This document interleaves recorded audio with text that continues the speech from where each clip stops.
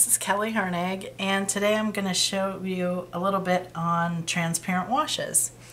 So I use transparent washes a lot in my painting anymore. So I like to work on gesso. This is just a flashcard. So it has one coat of gesso on it, one coat of gesso on it, and then I adhered a dictionary page. Then I did another coat of gesso. So I was just trying to block the numbers a little more. I still like them showing, but I wanted to just add a little gesso over the decoupageness here. And then I took one color, so it's more like a flesh tony color, and I did a light wash with that, just a lot of water, and I applied it over the whole card. And then I just took my fingers into some water and spritzed it like that, and that's what got these really, really great marks. Then I just blotted with a paper towel. So you can see that it's already fun. And then I took a stencil, just any kind of stencil, with that same flesh tone color, and just stenciled a little bit around here to add some texture. Now for me, texture is very important in my backgrounds. I like to add it. I like it to be there, but I don't want it to really be visible. So that's why usually whenever I do a background, I usually stencil in the same color in the background. It just makes it really subtle, and it gives it a nice area of interest without a lot of work. So any stencil will do. This was just a doily stencil. So I have a piece of watercolor. This I'm working on. This is part of my A through Z challenge. So I have the letter W. So I want to do little tubes of watercolor. So I've got like a little tube of watercolor here that I'm kind of mimicking. So instead of the green though, I'm going to do like a terracotta color. So I've got a couple colors here. So the colors I'm using are terracotta, burnt sienna, dark chocolate, and I've got a raw umber. Now, I should be using some kind of black because this is black, but because I want my color to feel very cohesive, I'm just changing this black to raw umber.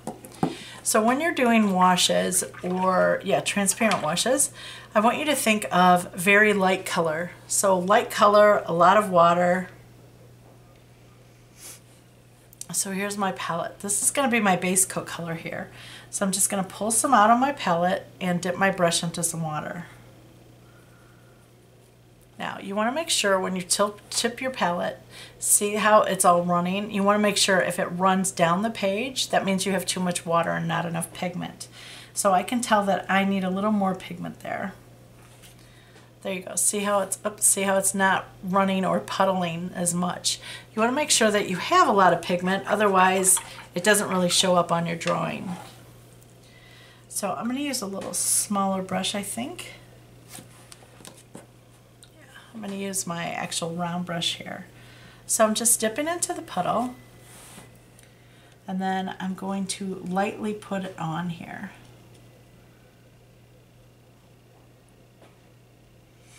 What's going to happen is I want to still see some of the color underneath, or behind, I guess I should say. I'm going to just blot that. I've got paint on a little too heavy.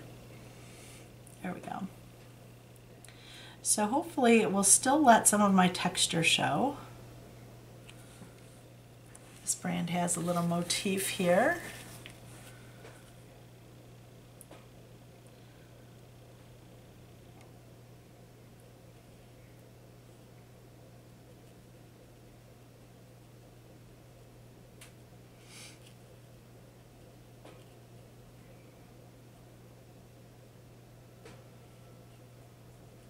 Okay, very nice.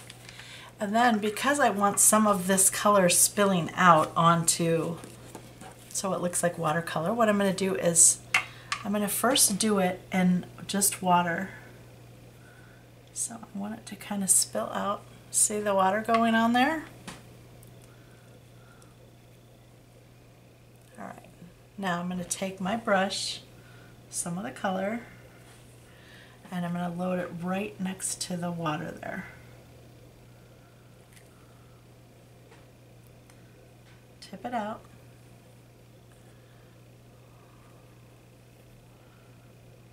Helping the shape along. I want it to kind of be a natural shape there. All right. All right, I'm gonna rinse my brush. That looks really kind of cool. And I'm just gonna take it now with some water and let's soften some of the edges there. Let's have this one tilt back down. All right, now I've got a lot of water there, so what I'm gonna do is, this is just a damp brush now. I'm just gonna lay it there and let it pick up some of the water. See how it's picking up some of the water as well as some of the color? It's exactly what I want. Let's tilt it back out. I'm trying to make it deeper near the throat of it and less out here. So I want to take back a little bit of this. Again, just a damp brush. Now you can do this with acrylics or watercolor. I'm just using acrylics because it's what I have. But I'm also going to take a little bit here and do the lines of the watercolor,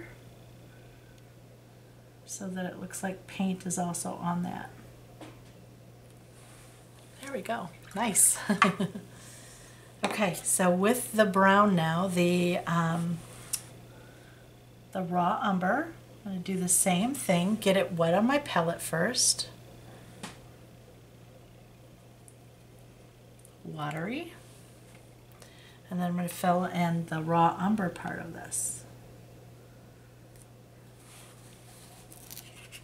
Try and keep my hand out of the wetness.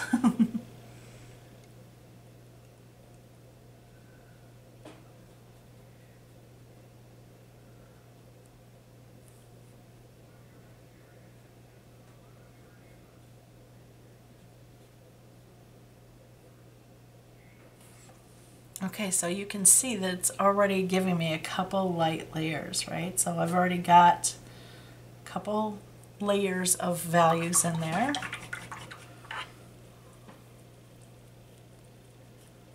Okay, I'm gonna go a little more water now because I need to do the top part of the jar up there, and I want it to seem gray, but not too gray. That's perfect. So it's just a tinting of the color.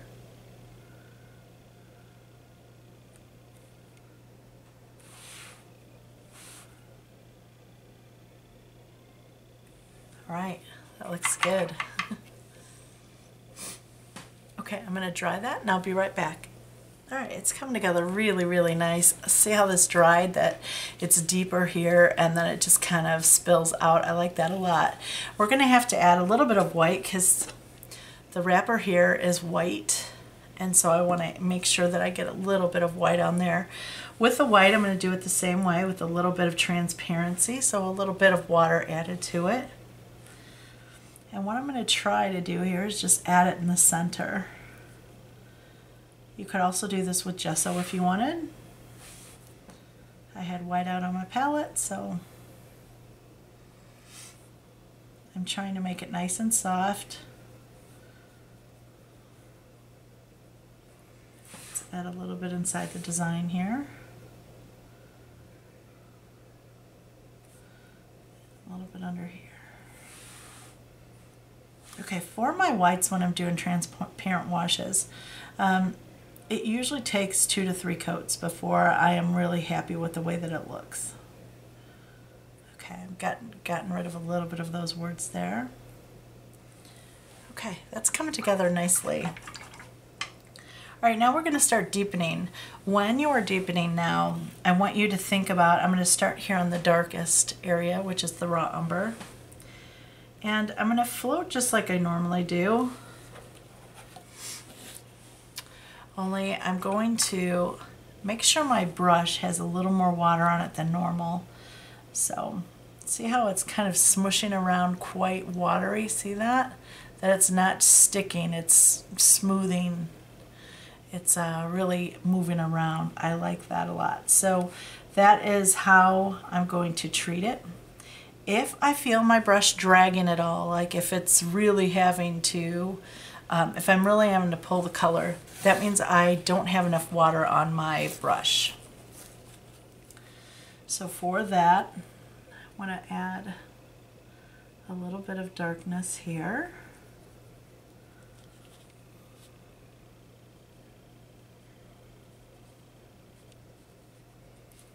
Now I want you to notice, hopefully it will focus there.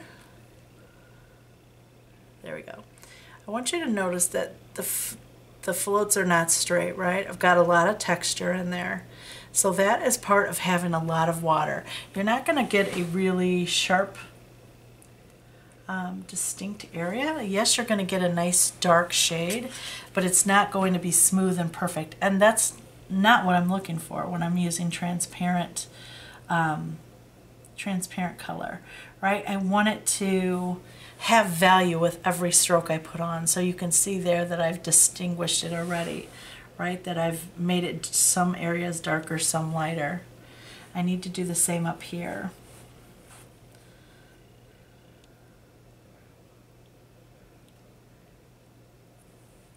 So you see that? I just added just a little bit of shadow on the side here. I'm going to go across as well. Okay, that looks nice. And at any time, if you feel like it's too heavy, you just take a damp brush and take some of it away, okay? I'm going to do the same color now with the terracotta. So when you're working with transparent washes, I'm just going to show you my color here. Okay, so I set it up to where I've got one coat. This is my dark shade. This is my deeper shade. Sometimes when you're using transparent color, you might have to shade first with this, and then go into this, and then go into that. It depends on how light you are with your transparencies, with your transparent color. You can see, right, that this is much lighter out here than it is to right here. So I should be able to go in with the next color, which is burnt sienna. So again, I'm just going to my palette a little bit at a time, making sure that I have a lot of water on my brush. And I need to flip it this way so that I can get the color in. Now because it's a circular tube, right, so it's circular coming out, so I want to make sure that it's deeper in the middle so that I have nice color in the middle there. So I want it deeper in the middle here, and then I'm just going to stumble it out with my water on my brush here.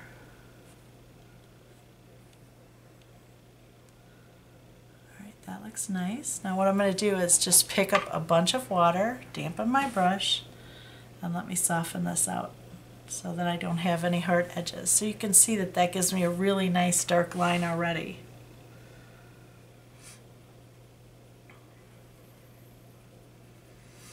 With the transparencies, we're trying to allow the texture from underneath so we can see it. That is the whole idea. And when I'm working on the gesso, what the gesso does is help you, help it remain a little more watery and a little more transparent. I want to add just a little bit here along this guy.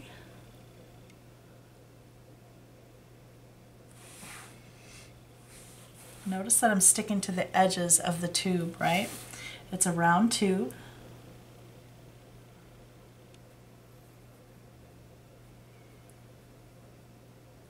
Okay, that looks pretty nice. Alright, with the terracotta and the burnt sienna, I'm going to mix a color. And I want to add the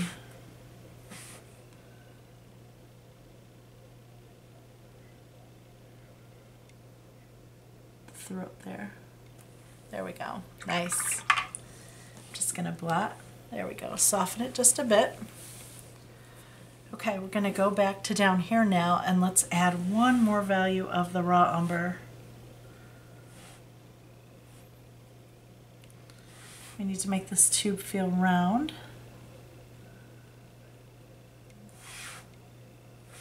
So on either side here, making it nice and dark.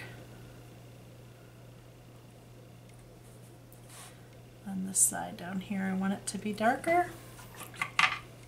That looks good. Just a little bit of darkness at the top up here. Maybe in this little bitty corner, that's it.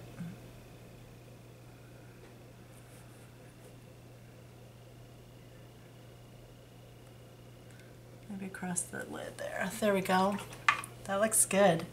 Okay, I'm happy with the white here. Let's start adding a little bit of value onto this tube. So you can see with the white here, you can see that it's got a crushed edge and we've got quite a bit of darkness there that's not bright white. See, let's think of the shine as bright white. So you can see that that's quite gray. So what I'm going to do is just use a little bit of the raw umber and I'm going to touch a little white into it. Now white, remember, will make something less transparent because white is an opaque color. So again, I'm going to pick up a little bit of water with that.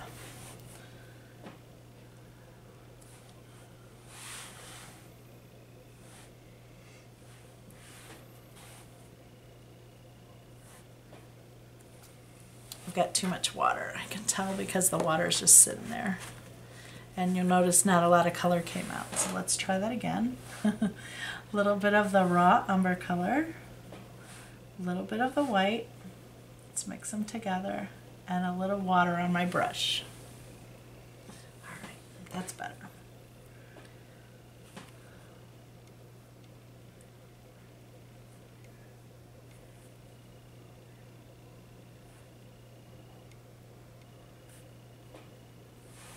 That's nice.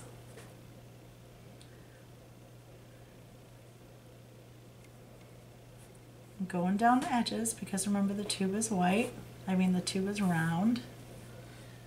There we go. Let's add a little bit down here.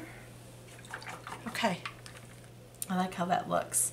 Now I lost a little bit of the white up in here, so I'm just going to take a little tip of my white. Let's just add a little bit of white up in here. There we go. Nice. Okay, so when that is dry, I need to add a little bit more color. And I want to add just one more dark layer down here.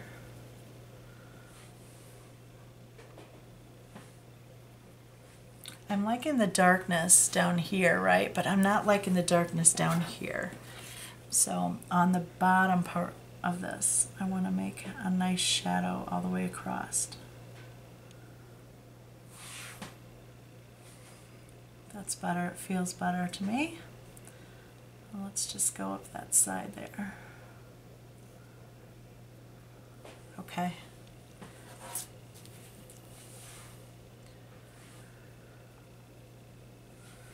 Okay, we're going to deepen just a little bit here.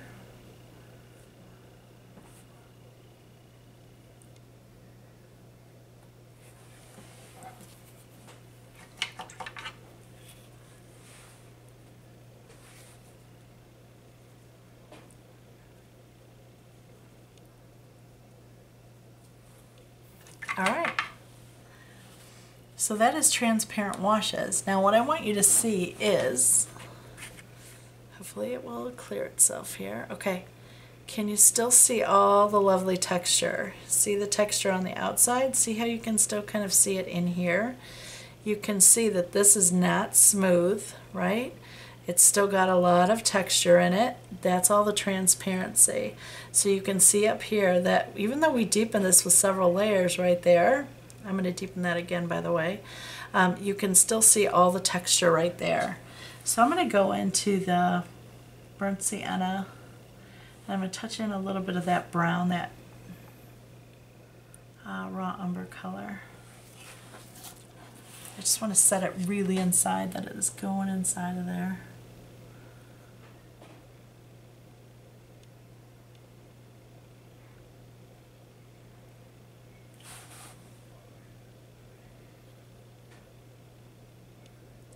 There we go, nice. Clean brush again, and I'm just softening it out. That's much better. Okay, I like that a lot. So there you go. That's how you paint with transparent washes. Hope you enjoyed it. Bye everyone.